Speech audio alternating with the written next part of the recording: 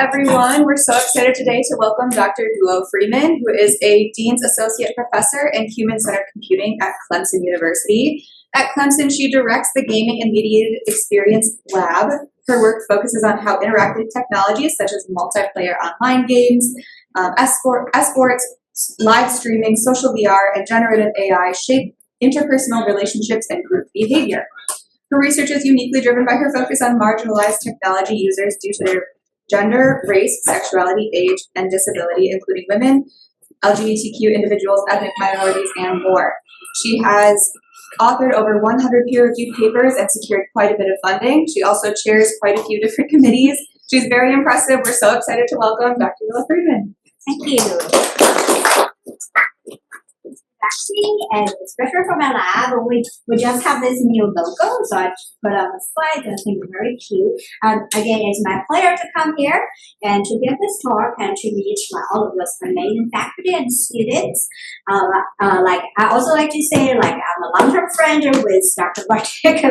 We were just talking, we met 10 years ago as PhD students, so it's nice I can come back to say, his next department and all the great students. So yeah, let's get it going. So today I'm going to talk about some of the work I have done in the past several years.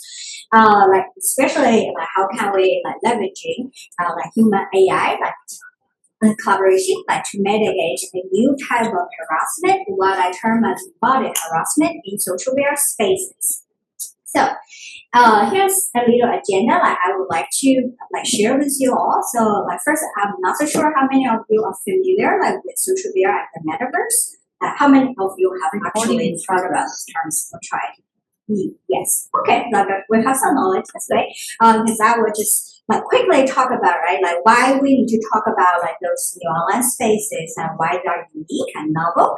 And then I mentioned a little bit about those spaces that are great, but they also foster these new forms of harassment, which I call as embodied harassment. So we're going to talk about why they are so difficult and challenged to mitigate. And then, I just mentioned, because we need new methods, to mitigate those type of new harms. Because sometimes, especially now, with everyone's talking about AI, so we don't want to give this impression that AI is the solution for everything. Because I would like to actually tell you why we think, human AI collaboration is the way to mitigate those type of new harassment, rather than saying because AI is popular, so we want to use AI for everything. And then last I'm going to talk a little bit about our ongoing work and what I think would be the bigger picture moving forward to make everyone safe in those online spaces. Yeah, so first, just give a little bit trigger warning. So in this talk, we will mention a little bit about some examples and quotes from victims of those online harassment. So just a little bit trigger warning here. So first, let's talk about what is social VR. So I think just put it in one sentence. Think about it as 3D virtual spaces where a lot of users can interact with each other through those head-mounted headsets. So it's very different from if you just play a multiplayer game, and so it's on the screen. So you just look at how your avatars will talk with each other on the screen. In social VR, you put on a headset, you can transport your whole body to the virtual space, and then it's really embodied, and you feel like you're talking with someone in person. So there are several popular social media platforms. Maybe some of you have used some of those, because some of those are actually quite popular. On this side is RecRoom, and you can say it's very playful and entertaining. So it's kind of you can go there to play a lot of mini games with your friends. So people play basketball and people play golf. In those space there, before it discontinued, unfortunately last year, that was one of my favorite space, because in those space, they actually host a lot of events. So it's you can learn Python, you can do artwork together, and you can do workshops. And we also have a lot of women's and LGBTQ user meetups. So it's really a social space rather than a gaming space. And VR chat, so let's say their tagline is create, share, and play. So like their focus is how can creatively present yourself and how can interact with each other in a very creative way. They have a lot of content creators in like VR chat, as you can see, right? Like for like RecRoom, Office VR, and people still kind of like look like a person, right? It's humanoid, but in like VR chat, you can do whatever. So like you can create your like avatar like a banana and then just go inside as a banana to talk with others. And there are some others like that is a big screen. It's really for the people to watch movies together. Just imagine it's like I don't want to go to movie theater myself, but let's just go to this VR like movie theater to watch a movie like with my friends. And this is Mozilla Hubs. It's more accessible than the others because all the others we thought to have this passage to go in, but for this you could access from the web. So like how many of you like maybe heard about some of those or like entered some of them? It's great. And I haven't talked about Horizon Works because that is the meta platform like for social VR. Like because the goal is all of those social VR platforms are closely connected like with this concept of the metaverse. So it's kind of if you watch the movie like Ready Player One, like that's what they were trying to deliver. So it's kind of like it connected with like virtual space, but it's both VR and AR because it's kind of like tightly connected to both virtual and reality, and you could actually live like inside such world. So there are like several things I will highlight what would make like those platforms different than right like gaming platform or it's like traditional 2D platforms. So the first thing is my favorite. They have this fully or partially like body tracking avatars. So that means one's avatar's movements will correspond to the real-time movements of the physical body. So like again, if you want to hug someone, like in social VR, you actually need to make this gesture, like to hug someone, and you could do dance, because a lot of people actually dance in social VR.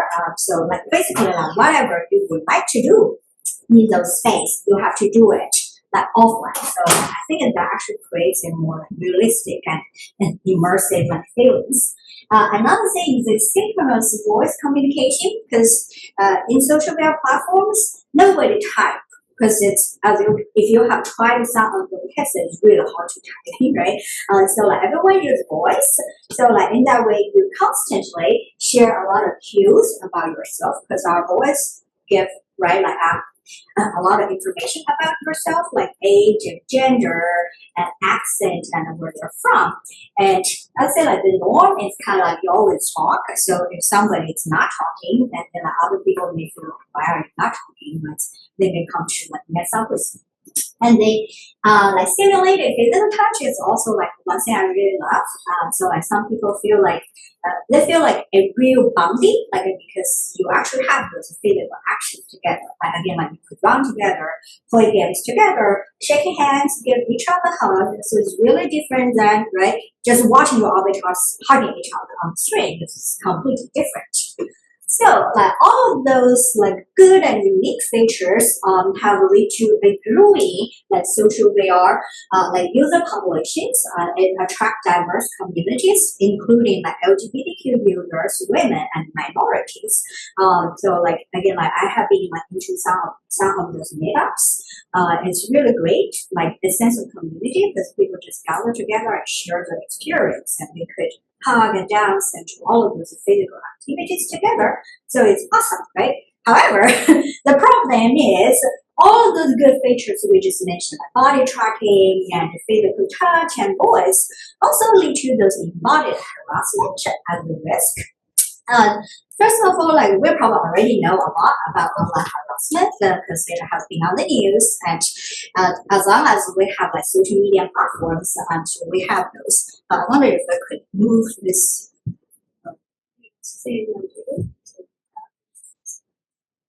Good. So, like again, like I think it's kind of hard to define, right? Like what harassment is. So here, like we're just going to like focus on the U.S. context. So, like in the U.S. culture, unwelcome contexts that are based on race, color, like religion, sex, and like origin, age, disability. So, like a lot of those identity characteristics could be considered as forms of harassment, because again, like harassment is a cultural sensitive construct. So like sometimes we think it's harassment, maybe it's different in other culture. So like that's why I want to make it specific in the US context. And like we have seen a lot of those kind of visual and text-based harassment on social media sites, like online forums, gaming, and virtual works, like such as right, like on Twitter, like someone sent a weird message, or on games, and people would yell at each other. So it's common, and we have been working on how to mitigate online harassment for quite a while. But what we are seeing is in social VR, like these new forms of harassment is increasing. Like probably some of you have read those news about like how women get virtually raped in the metaverse. Like although it's only one case, but it's to the headline. And then there are some kind of like reports about how like 49% of women, like that's almost like half of the like women users get harassed at least once, like even men, they also reported they get harassed. However, as I said, the harassment people would experience in social VR is very different from those traditional forms of harassment we have seen on social media platforms, like someone sending a message or someone yell at you, but here is more embodied. So what I mean by like embodied harassment is those behaviors are both conducted and experienced through a sense of embodied about your body. So it's not just voice or text, it's directly turned on your body. And because, right, as we said, you have the full body tracking in a very immersive experience, you may feel those type of behavior feel more physical and realistic because your virtual bodies can align with your like, physical body, like because of those tracking devices. So here, like, just want to explain a little bit about the concept of embodiment, because like this is a term I will use a lot in like VR research. Basically, it means how we can experience a virtual body as our like own body, work within a like, virtual environment. So like that means a sense of location. If you are in a like VR like environment, how you feel, how close a person is, or like where you are is through the virtual body. So like this is the sense of self-location, sense of agency is how you can control your own body. Again, like because of the like full body tracking in like VR like environment, you actually have a higher level of agency about your virtual body that makes you feel like your virtual body is my physical body, my offline. So if you are weird, like right, like turn on my avatar body, I feel like you're weird. Turn on my physical body offline. This also connects to the sense of like body ownership, because people really feel like, well, my avatar body, like even I'm a banana, like I still feel like that's my physical body. So if you attack me, I feel you are like punching myself like offline. It's just a quick thing. So that's basically the background about right, like what is social VR and why we think that it's important to look at these new forms of harassment, because it hurt people more. Because like the same thing as if you attack someone in social VR, people feel as upset and as harmful as you would punch them offline. So like we have done some work since 2020. So we have done kind of like a mixed method. So we have done like more than 100 like interviews with all of those like social media users. We also did like participatory observation, like sessions across different platforms. We also did some like large scale online surveys and social media content analysis.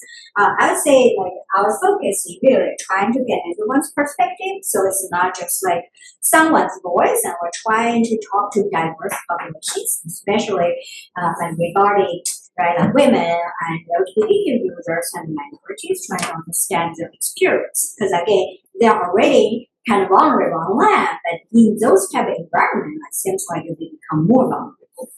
So before like I move to why we think AI right would be useful here, just want to say like some of our findings, like those type of embodied harassment, why is new and what is the uniqueness? So there's some interesting, well, like, I would not say interesting quotes, because some of them are actually very concerning, but I think they give you a fresh idea how people would experience those type of harassing behaviors online. So some people think if you're running around shouting and blocking others' views, they think that's a part of those embodied harassment. So we call them as physical behaviors aiming at disturbing others. So it's the same as, right, like in the real life, it's you're watching a show and someone just trying to mess up with you.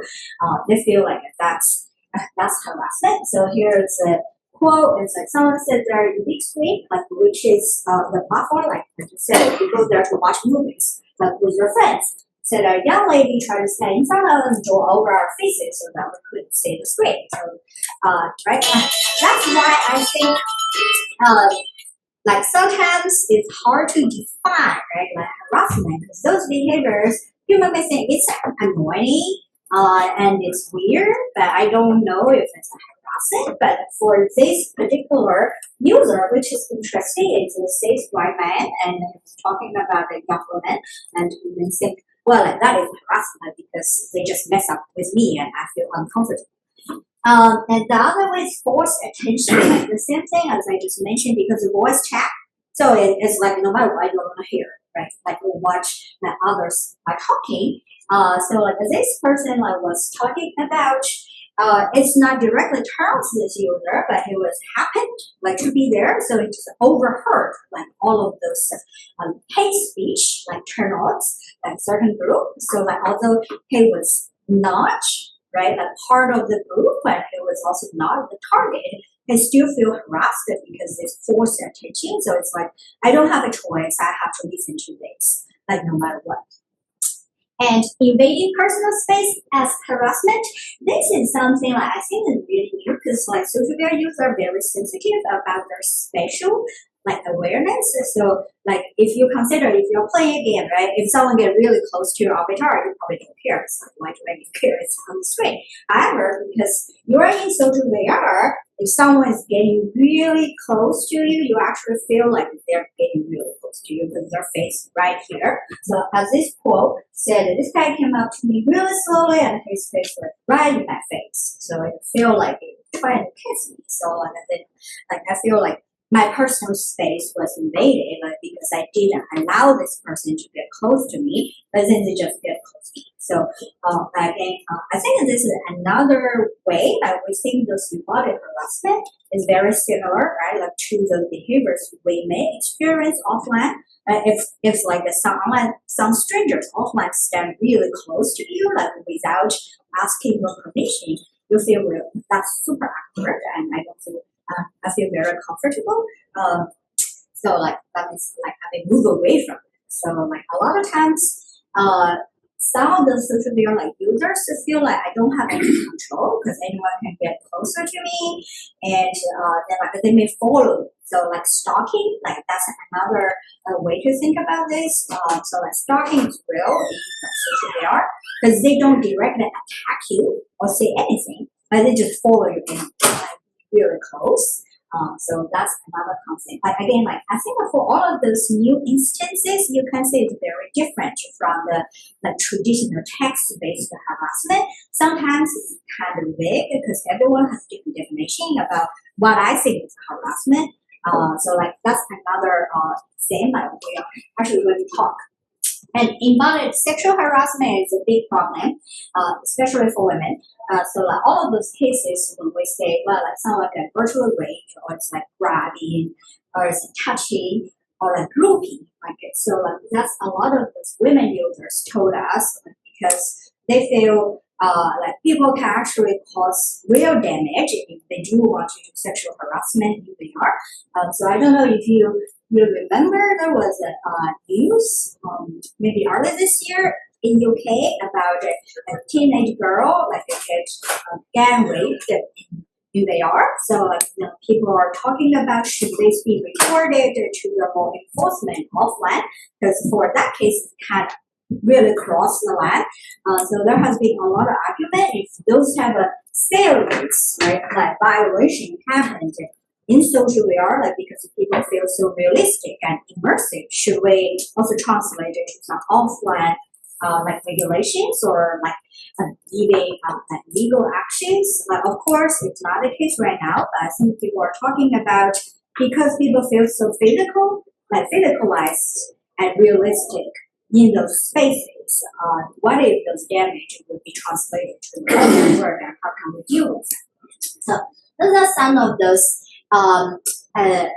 new features of this embodied harassment that we have looked at. I also want to show you like some one of our newest like survey study, like just to give you some general idea about the trend of identity-based harassment. Because again, right, like we just talked about why those are new. Here I want to say why do those people get harassed more than others, right? And why do they get harassed? So we did a large-scale survey, which will be presented at CCW in November. So we had 223 participants, social media users with very diverse gender, age, sexuality, country, and also different platforms. So that including users from all of those major social media platforms. So we did a survey to just ask them, and how do you feel about when you disclose or present your identity? Do you get harassed, and for what? So there are some results I would like to show. What we find is who you are, or at least appear to be, does matter a lot in social media. So how you present yourself does make a difference whether or not you are going to get harassed and how often you get harassed.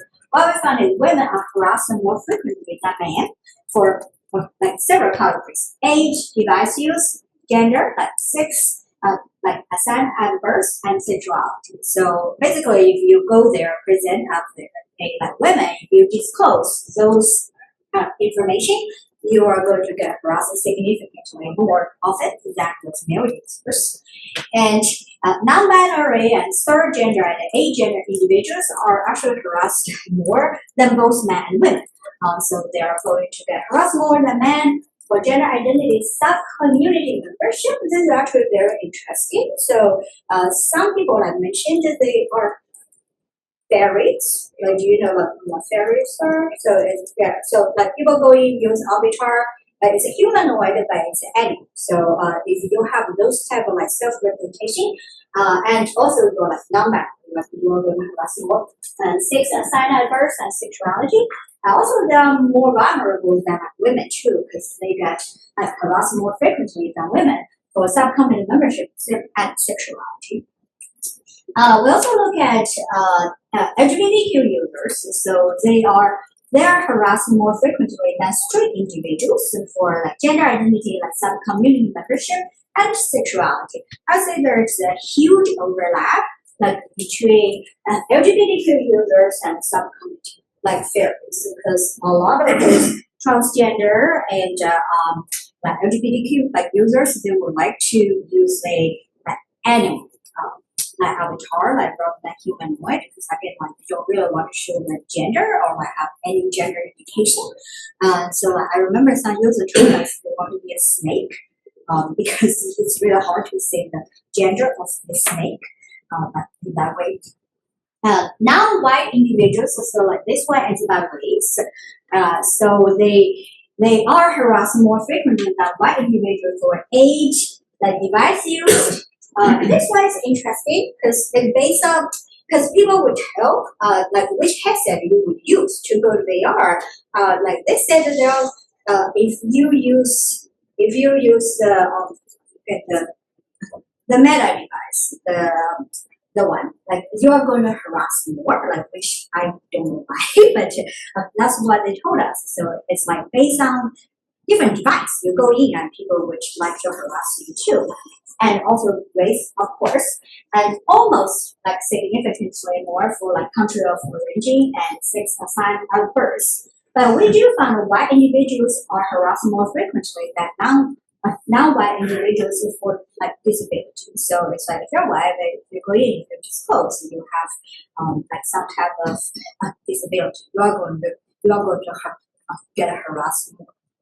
So I think this survey gives us a bigger picture about we talk about those new features of harassment and why they are unique and why they can cause damage, but we don't know who are more likely the victim than others. So I think this is what they give us this bigger picture that a lot of those harassment are actually targeting people's identity, like your offline identity. So it's very it's not too much about how you look, so whether or not you are a banana versus a dog, but it's more about who you are offline. So it's interesting to think about that. So it's even in a online environment, people still care most about the offline identity. So then let's get to how can we help those people, right? We have said, well, it's identity based, targeting your offline identity. How can we have some new technologies to mitigate this type of new harassment in a more proactive way, rather than reactive? So I would like to point out this a little bit. So a lot of our existing safety features on social media platforms are reactive. That means something happened, you do something to protect yourself. For example, you could block someone, you could mute someone, but a lot of times those are too late because they already harassed you and you already feel hurt and harmed, but then you do something to mitigate that. But in that way, we don't think it's a very good way to protect the people because you are already in this very vulnerable position and you get all of the harm. So what we're trying to do is how can we do something that would prevent those from happening, or to let people know how you could avoid those risks. So there are several challenges I would say before we get to the AI part. The first thing is there is no consensus, right? What social behaviors should be considered as harassment and risky rather than just inappropriate or foul play. So maybe some of you think some of those new features of harassment I just mentioned, it's just it's inappropriate but annoying, but I probably wouldn't think it as harassing. But for some other people think maybe I'm harassing you because I'm in the virtual world, it's just part of the fun because we can do whatever to each other. It's really hard to have this kind of a consistent definition about what we should consider as harassment, what we should not consider as harassment. I said without that definition, it's really hard to develop any technology because there's no basic for us to follow. I think I kind of mentioned this. Existing techniques either mute or block, or put a space bubble on yourself, it's all reactive. So that means something happened, I'm going to do something, but I already feel hurt, so I'm traumatized, and maybe I don't want to go there.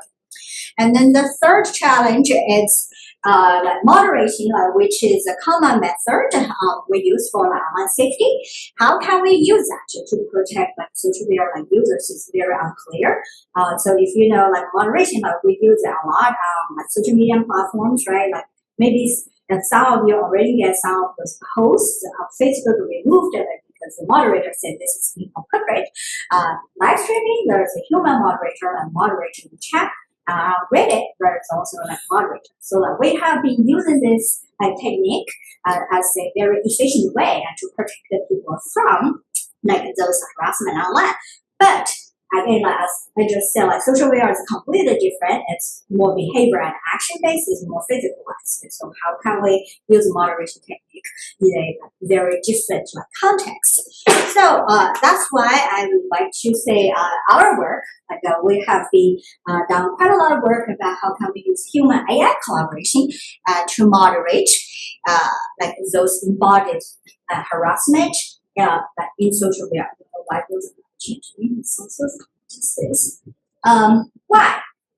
Basically, we don't want to say, well, because the AI is there, we want to use it. No, we actually have a reason. First, as I mentioned, content moderation mechanisms have been a very good and very effective way to mitigate and prevent online harassment. That is something on Reddit. So if you use Reddit, they're really big on those mods. And we have been using human-based and community-driven moderation for a long time. So here are some example. That one is the tweet chat. So you can say there's a moderator just monitor the chat. So if it's something inappropriate, they will just flag it and remove it. And here it's a rated host, right? Like you could vote up and vote down. So, and you could also like report. So like unrated is more about this whole community come together and we are going to work together trying to protect our community. So it's more like a collaborative behavior rather than the burden of an individual moderator. Like in that way, like again, if it's like just one person going through 1,000 posts, like that's a lot of effort. So they would like to have the community effort to do that. There are also some good examples of AI-based moderation. Like this means we use machine learning and say like making to monitor online spaces for like violations and incidences of harassment. So like unpaid rate, like I think it's like used in Discord. So it's like they could monitor the voice chat because again, like those AI-based moderation can do both text and voice now. And here is the bot what you could use like Reddit, so like they could automatically like detect like those content and filter out or always like block like that user. So it has been used in all of those platforms. However, AI-based moderation has not been used in social radar, so we're trying to understand can we use it, right? So like we don't want to say, well, because it is good, let's use it. No, we want to say, can we actually use it? And if we actually have this technology, will people use it? And how would people react to that? So we did this work to understand how social media users perceive both the opportunities and the limitations of AI-based moderation, and what are the own suggestions. We say, hey, we want to have this AI-based moderation. How do you think that we should implement that? Because again, like we think that those type of like directly hearing from the users is important. Because first we want to know what type of AI-based moderation we want, and also we want to make sure that we can use it. So like there's several like insights from this study. So like a lot of those social media users, they like this idea of AI-based moderation. It's funny because they actually trust they actually trust AI moderation more than human moderation. Like I will get to that more. The first thing is because it's consistent. So like this goes back to like what we said, right? Like there is no consensus about how people would define harassment. So the same if you have an AI model, like we have this baseline, if you violate this baseline, it's harassment and it's consistent. So they like that because then like I would say, but the AI would identify and define like various forms of harassment because you could just build it like into the model. However, there are some concerns. Again, like we always talk about contents, right? So like the same thing as if you punch your friend, maybe it's okay, like because it's a different context. So like they are worried if we just use this consistent across the board, like AI model, maybe they will not be able to detect those very rich social cultural contexts. So like no matter what you do, they will flag it as harassment, although you don't think it's harassment or it doesn't create any harm. And also there's some subculture community, like they mentioned, so they said there's some subculture community, they're supposed to insult each other because that's just how they show friendships to each other. Then like, in this way, if you have one cross-board like AI model, they would flag everything as harassment. So here's a quote. They talk about if the moderator are human, they will be able to judge and warn the person and give the person a second chance based on the context, and they'll provide solution. So like this second chance like mechanism might also come out a lot because they think like even if you use AI moderation, it has to be multiple steps. Right? Like first you got a warning, and then like second you will do that. So they don't want to be banned immediately. So the same thing, like human moderator will be able to do that because they can make their own judgment call and discuss with the users about the complexity of the situation. Then the next thing, like they think is if you use AI-based moderation, it's much more efficient because you could do it in the real time and in the very large scale. Just imagine if you are in like those social media platforms with hundreds of people, right? As one human moderator, it's impossible like for you to know like what's going on like in the real time. Also, I mean, people will burn out. People need to go to sleep. People need to go to the bathroom. But they think if there is a like persistent AI system. They can do it like 24 hours and 7 days, and you don't need to worry about this capacity. However, the problem is they're not sure. They're not sure our technology is there yet, right? So it's like, how can we detect a lot of those nuances of those harassment? So it's like, what if someone grab you? Like, do you consider that as harassment? Because a lot of those are action and physical based. They also talk about even if you just have AI to detect the voice chat, there are a lot of nuances. So it's like, how can they detect language other than English? How can they detect heavy accent? How about the background noise, and how can AI understand hints, right? So for this AI-based voice moderation, you will based on a list of keywords. But what if people don't use the keywords? Because if it's a human moderator, they can't tell, right? Like we can read between lines and figure out this person is being very rude. But for AI, they probably don't know that. That's another limitation. And then here is something I think it's interesting because a lot of those users, again, they think AI-based moderation is more fair and equal and just because we don't have bias. Whether or not this is true, that is their perception, because they think for human-based moderator, what if that moderator don't like it? Or what if we just have very different definition of harassment? What if this moderator want to use their power to harass me? So there are a lot of subjective elements going on. So they think, what if it's just a computer program and algorithm? I will trust it because it will not mess up with me. But again, they probably kind of well, we still need to talk about this unequal power, power dynamic built into those AI models, right? So it's who would build those AI models and who would decide what can be considered as harassing and what is not.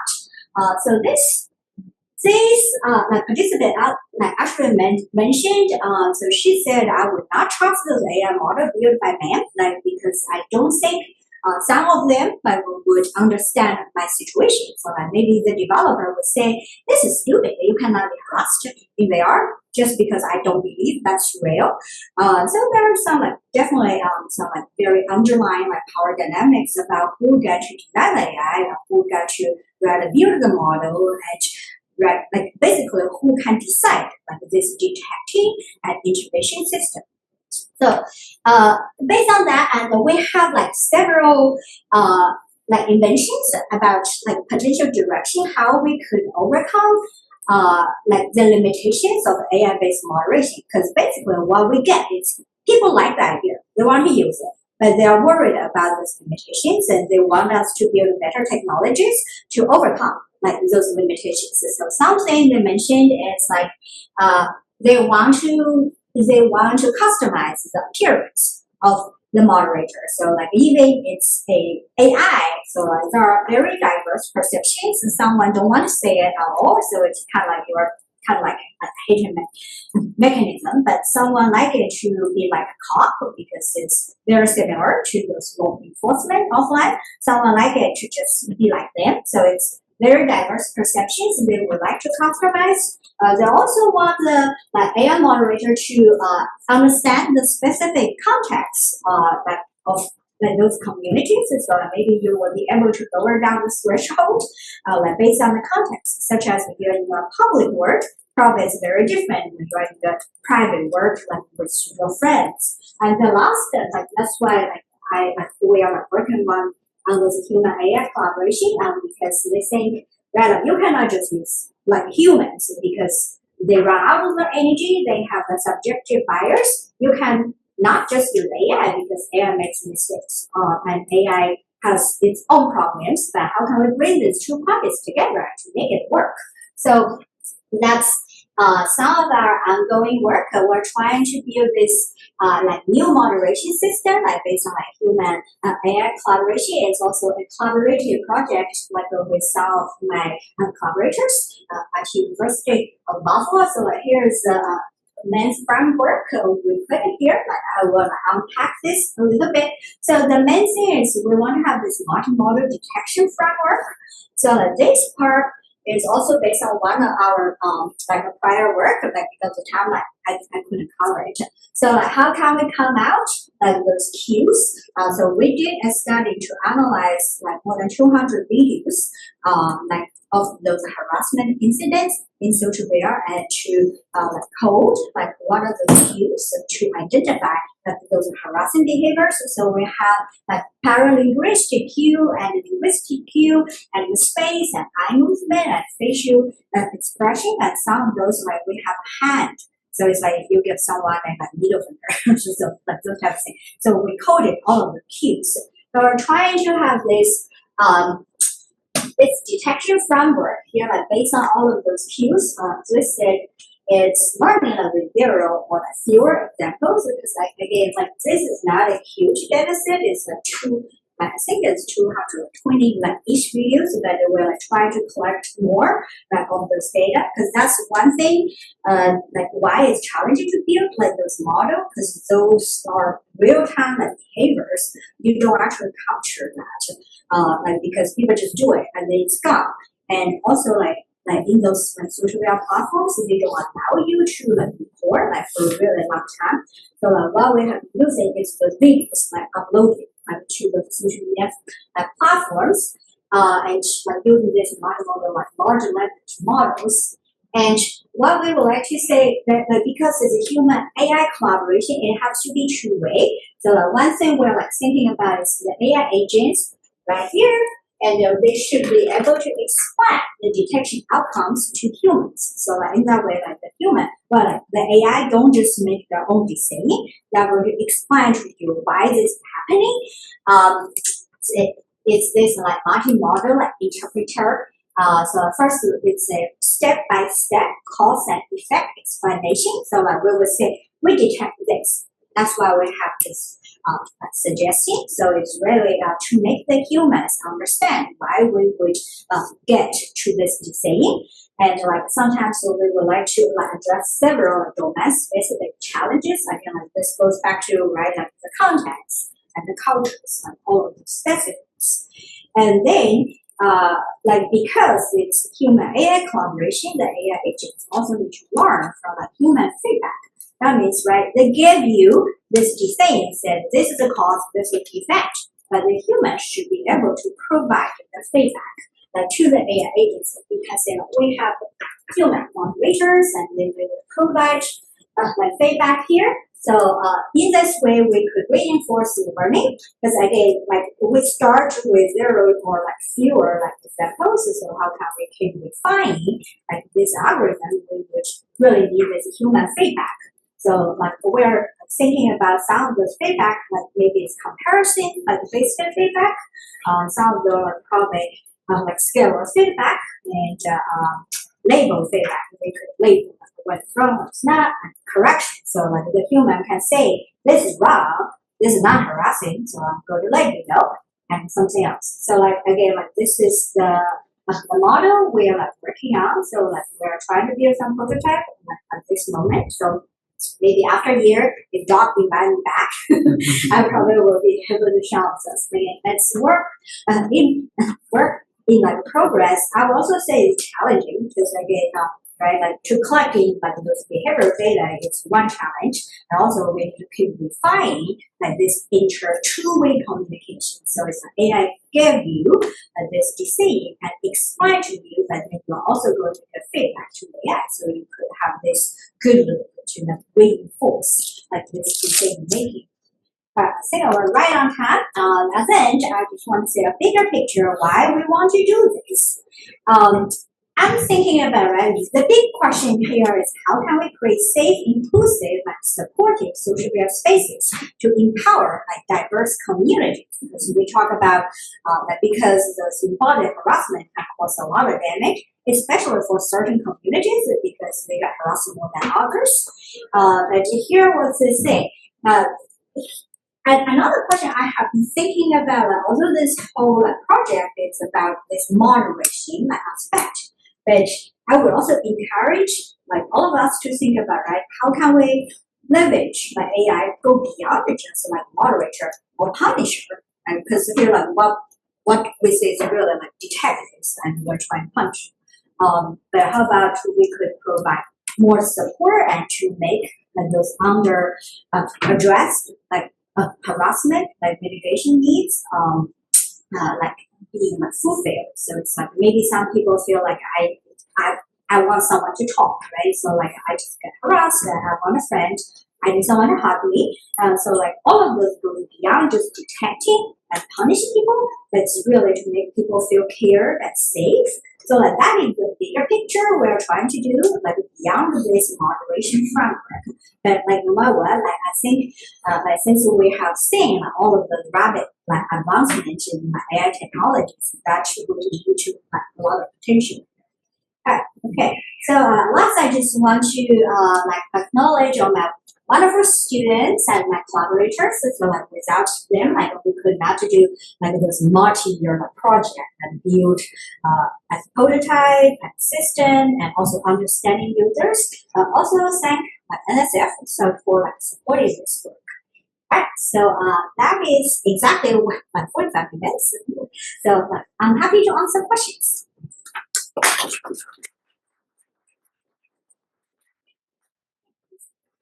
Thank you so much for this presentation.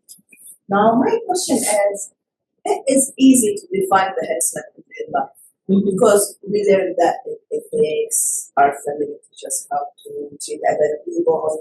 All of these ethics growing with us.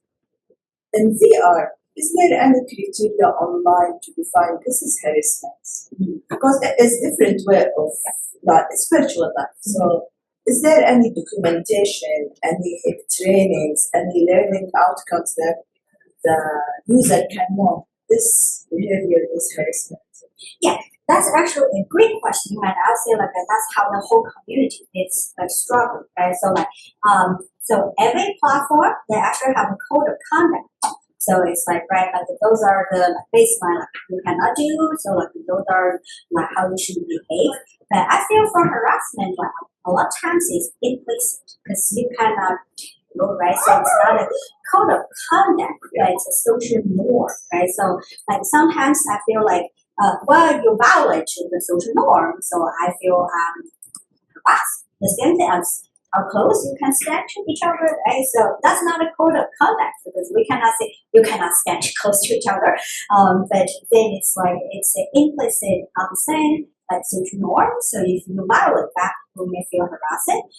Like I also think that that's one difficulty to define harassment because it's really hard to define everything and to identify like every instance of harassment. Because in the virtual world, you can find all the nuances ways to mess up with it. It's really hard to have a very comprehensive definition that will cover everything. But like I think like people are definitely trying to do better about that. So we have platform-based policy and regulations and code of conduct. And I think that this also goes to how like specific communities they would do. So it's like they have those different words in VR, and each word is created by users themselves. So for the creators, they could have their own guidelines to say they like this is not allowed like in our work. Also like maybe something like don't disrupt other people. So like you can be more specific. But I do agree it's like the offline world because we have law. So like there is some clear definition. If you do this, that's harassment, you're going to get arrested. But there are some kind of like social stigma because it's virtual. Some people don't think it's real, and some people feel like I can do whatever I want. And also there are a lot of undefined and moving parts that definitely need both the platform and community efforts together. I'm curious, this kind of extends on the last question. So a lot of the forms of embodied harassment that you talk about, as you said, they're similar to in-person forms of harassment, right? And I think what strikes me, you're talking about how we have laws and social norms in our day-to-day life, but it seems like in VR there would be opportunities to have some of that built into design in a way that there's not in in-person life. So I guess I'm curious about what you've heard from users and platforms about, like, as you were saying, like more proactive like design measures. So for example, like not allowing by default people to touch each other, like in VR, not allowing by default them to share audio or video without permission, just or other kind of proactive defaults that would be on the side of limiting these possibilities of harassment, or like set your default for how far away you want someone to be able to get to you. Yeah. So I'm curious if there's any kind of what people are saying about those kind of things, and if there are any efforts to kind of play around with some of those opportunities that you might have in VR that you don't have in real life. Yeah, great question. So like I say, they do have a safety feature people could use with personal bubble. So like I think that they have that feature especially for this physical space thing. So like once you have the bubble, no one could get close to you. So like that can mitigate, right? Like those type of physicalized violations. So it's like they cannot touch you and they cannot. But then like people don't like it. They hate it. You know why? Because no one can touch it. So it's like I want to hug my friends. I want to hold hands like with my friends. Like of course I don't want strangers like to hold me. But so like I think for like those type of like safety features, like on the one hand, yes, it works to an extent, but on the other hand, they limit right, like your like engagement in social media because there's a physical touching is the best part of it. So like I think both the platform and the user are trying to figure out a way like how can we balance this, right? So like you want to be touched by your friends, you don't want to be touched by your online strangers. So like I think that they did make the improvement because I remember when the personal bubble just came out, it's always on. So it's like no one could get close to you at all. But then like they changed it, saying like you can turn it off. But like we are actually suggesting maybe you could customize, right? So like your close friends list, and like that bubble would not up. But if you go to public work, and you can get up. But again, like this is one of those like effort to try to be proactive because once you have the bubble, you can't prevent people getting close to you. But again, like sometimes, like even some people you trusted, and they may do something like it just unpredictable. So like I think that that's definitely a like ongoing effort. I would also think like what are other ways, right? Do we have other like more nuanced ways, like rather than just isolating ourselves? Because I think that this is also kind of like putting the burden on the victim because it's always asking the victim or a women or speaking like user trying to know this is the feature you need to learn how to use and you need to found those features to use. How about we turn to the angle to say how can we educate people not to mess around, right? So like in that way you don't put a lot of burden on the victim or the moderator, but trying to create this positive like atmosphere, just to tell people like this is friendly and supportive. You shouldn't harass people. It's that simple. You just shouldn't harass people. Yeah. Oh, and I think that there's another new feature on Horizon World that it's if you look at your race, you could talk to it. So like that means if something is directly come to you and you feel like that person is trying to mess up with you, you could look at your race and click the button and pause it. And that means you will have time to react because that's another thing is very difficult to react to those harassing instant because they're in real time because you don't know, right? Like what may happen like in the next second, and you also don't have a way to escape. So I think that that's actually a pretty good feature to just give you some more time to trying to like figure out like what to do. I'm wondering how do your harassment rates reflect the real world versus the VR world, and do you think that the implied anonymity of the people plays into that sometime? Yeah, I think that's also a very interesting question because like that question about anonymity is different. You are anonymous like in those like virtual space because they don't know who you are, like they don't know your name, and you could create your avatar that looks completely different from you. However, it's less anonymous than some of the platforms because again, like I said, we use voice. So like your voice actually tell a lot of things about you, like age, gender, so and sometimes because we have this one-on-one matching like between your virtual body and avatar body. What I have seen in my research, people like to create avatar looks very much like themselves. So they want to have this very consistent presentation. Like that's why it's much easier to identify and target women and minority and LGBTQ users because they try to make the avatar look like themselves.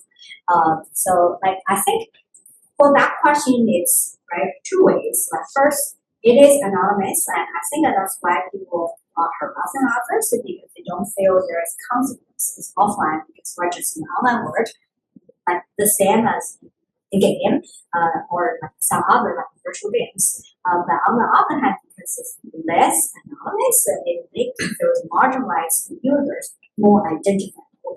That increases the risk for them to get harassed. But I think that's like interesting to say, right? Like how can we balance that too? Because everything is balance and have trade-off. Because like people want to be anonymous, so they can better express themselves and they can be friends and they can do things that they don't have a chance to do offline. But on the other hand, if you completely like anonymous, some people may feel like I have complete freedom to just mess up with people.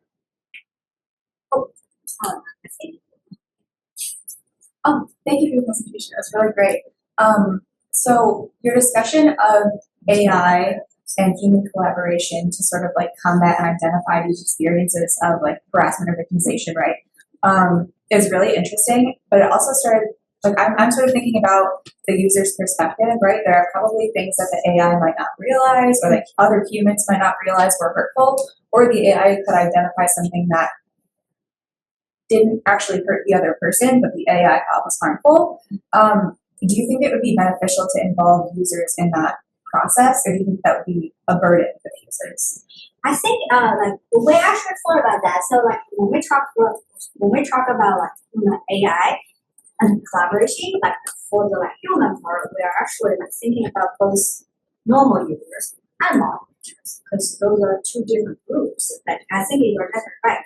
How moderators think about like those instances probably is different from the everyday users. So like we do plan to like involve the like actual users to trying to identify like those nuances of those behaviors. So like that can be built like into the model. But I do agree, it's like we don't want to always put the burden on the users, right? And for like all of those like mitigation like approaches, we're asking the user to do this and that. But like I think what is lacking is how can we tell people not to do this? Then like there's no problem. So like I think it's two ways. We want to hear the user's voice and their experiences, so we can better understand their challenges, so we can better develop like solutions to help them to make sure they actually use it. Because like sometimes when we build something like the user hate it, like they never use it. On the other hand, we also want to say, how can we just teach those potential harassers not to harass? Like I think it's more challenging that way.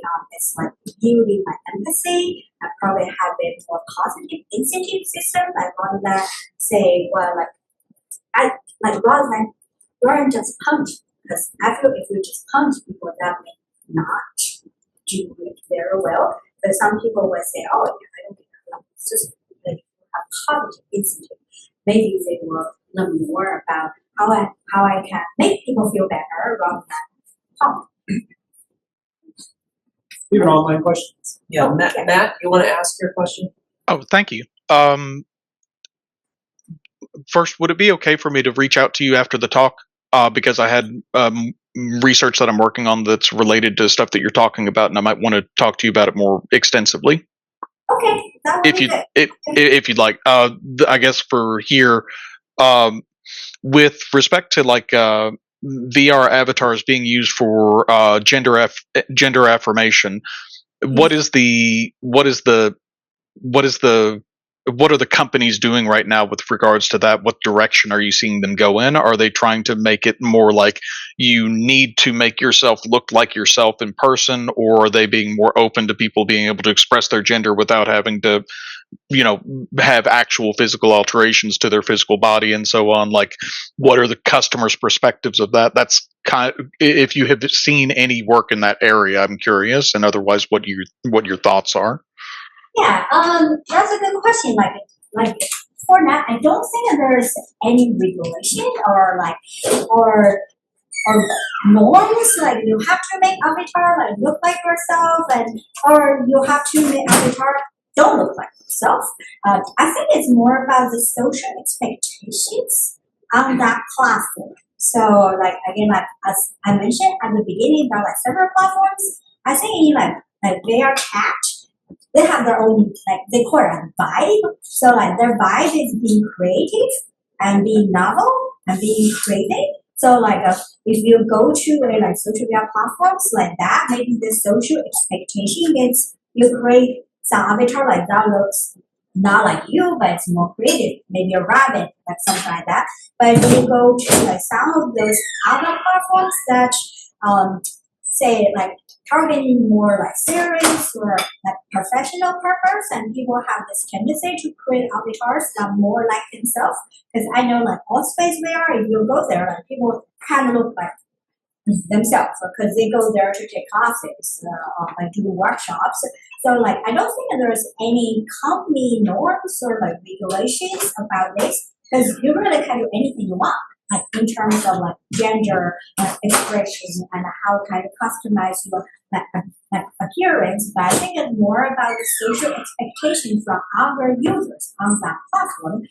But I think now that most of the platforms give you the flexibility and freedom to be like whatever you want like, on that platform. So it's really the user's own choice. Thank you. Sure. As you said earlier, there is some things that can be considered harassment in some cultures, or it's not, maybe in other cultures. Like considering that social norms vary across cultures, how can AI moderation, or is there a way, like in VR, to adapt to different cultural contexts while maintaining like a safe environment in all users? Right, like that's a great question because right, like we talk about context a lot, and also like right, like cultural norms, because like in some cultures we're not supposed to stand very close to each other, but in some other cultures you're supposed to stand very close to each other. So like I think in those cases, right, like the like AI model like definitely need to be customized to that. What I have seen is like the platform is not just like a whole platform by itself. They have different words. So like usually people would go to different words.